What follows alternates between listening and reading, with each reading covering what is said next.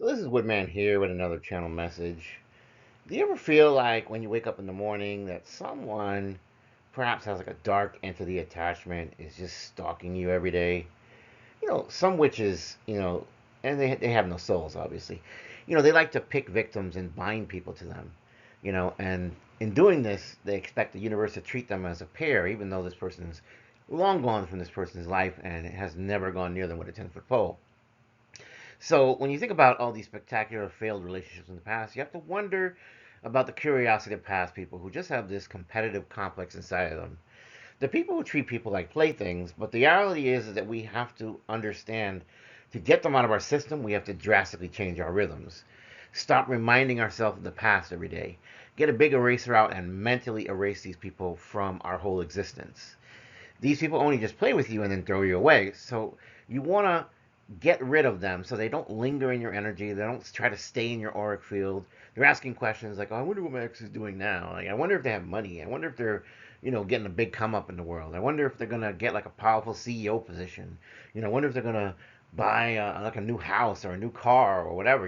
They're curious, right? Because you're like, oh, I want to find out what's going on. I don't want to care. I don't want Peter care because I don't care. But I need to go spy, right? I need to go spy and see, what my ex is doing now, right? But if you don't care about this person, then why are you spying on them, right? So really, it's that these folks are looking for some sort of advantages, but obviously they're not committing because they're selfish people and they don't have a soul in their bodies.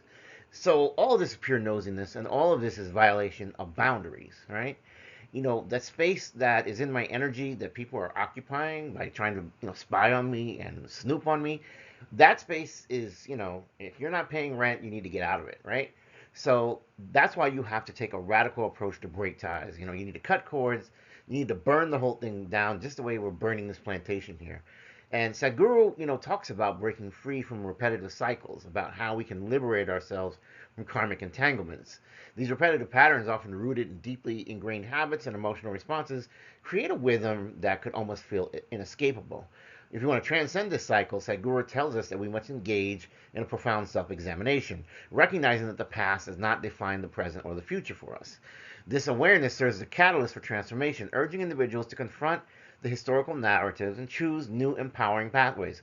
Instead of worrying about what people did to you in the past, throw that all out because they're losers and they're not in your life anyway. So stop thinking about them.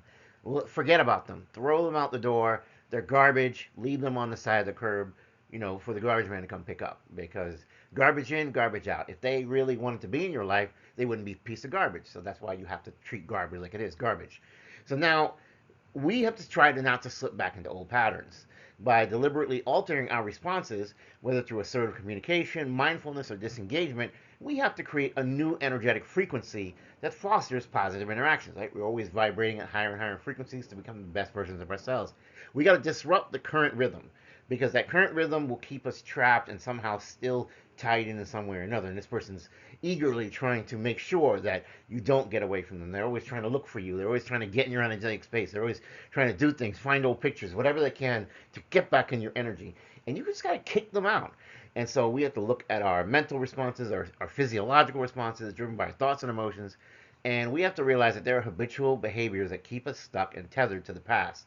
We need to get free of these. And so Sadhguru tells us we need to be mindful of biochemical cycles, that we have to nourish the body and mind with good things, positive things, get rid of the garbage from the past.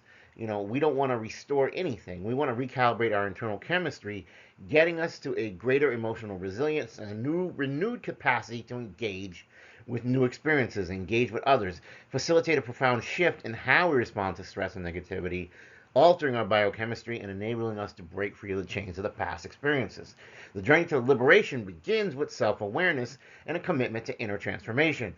Recognizing the subtle nuances of our thoughts and our emotions enables us to discern the repetitive cycles that have garnered our lives or that have even had some role to play. Once we realize that whatever we chased after in the past, we realized it was completely toxic, it was completely unhealthy. We realized that it was just we were the wrong people looking for the wrong places in the wrong times. And we realized that, that was a toxic part of us. That was a part of us that wasn't healed. That was a part of us that hadn't done the learning. Now we've learned. And so we've made the mistakes. Now it's time to throw those mistakes in the trash compactor. Throw them in the incinerator. Burn them all up. leave nothing but ashes and then throw the ashes out, because we need to have better relationships and interactions with people that have greater intention and clarity. Stop dealing with the regular riffraff. You deserve better. Start to associate with better people. Start to associate with leaders. Start to associate with politicians. Start to associate with pastors. Start to associate with anyone who you want to be more like. Like, in other words, if you want to become a better person, surround yourself with better people. Stop surrounding yourself with the trash people, because those trash people, they're extremely limited. If they were something, you would have advanced with them by now. You would have become a millionaire. You would have created an empire with them. You could have taken the world by storm with them, but they don't have that capacity in them. They're broken people. They're wounded, and they have all kinds of issues and emotional baggage that's holding them back. So those people are wounded. Those people are infirm. Those people are like cripples, emotional cripples. And so I hate to be like the nasty person that sounds like I'm racist against disabled people, but you don't need emotional cripples in your life. You don't need these retarded people in your life. You need to throw them out, throw out the baby with the bathwater, because those people are not going to make your life better. All they're going to do is keep bringing you back to negative patterns. All they're going to do is renew your fears, and you don't have a self-awareness of the fact that you can become better. You can disrupt that energetic rhythm. You can do that chemical transformation. You can do the alchemy to eventually dismantle the chains of the past and allow you to step into a more harmonious and fulfilling existence. You are the only thing stopping you. So what you need to do is you need to get yourself on higher and higher levels by surrounding yourself with people that have what it takes to be successful. In other words, somebody said, you know what, I would rather not be the king in the room, right? Because, let's say you have all these people and you consider them to be maybe not as good as you are. And I'm not saying judge people like that, but in a way I kind of am. But, you know, look for people that you actually look up to, people that you actually think are doing better than you. Because you know what? You have things to learn from them. Maybe if you expanded your experiences where you sat with these people and you tried to learn from them and you tried to understand what it takes to get better and better at this game called life, then you're with the right crowd that's going to send you in the right direction. But if you are sitting with people that have absolutely no clue and they're fearful and they don't make power moves and they don't really advance themselves in any way, then they're a waste of your time, they're a waste of time, your energy. Because you're not going to be able to take them like a research project and say, okay, you know what, I'm going to work on this person and they're going to become better and we're going to do great things. Negatory. The bottom line is you need to surround yourself with the people who already got it together. And you need to want to be the one that you're going to hunger to become better. You're going to try to become better. You can learn from these people. Being around them raises your vibration, and inevitably, once you keep raising your vibration, it'll be like a symbiotic relationship. You're giving to them, they're giving to you, and that's where you want to go. That's where you want to be. So, as Sadhguru says, you need to shock your system in a way. You need to change up the rhythm. You need to come out of your comfort zone. And you need to find a way to just basically leave the negative past in the negative past.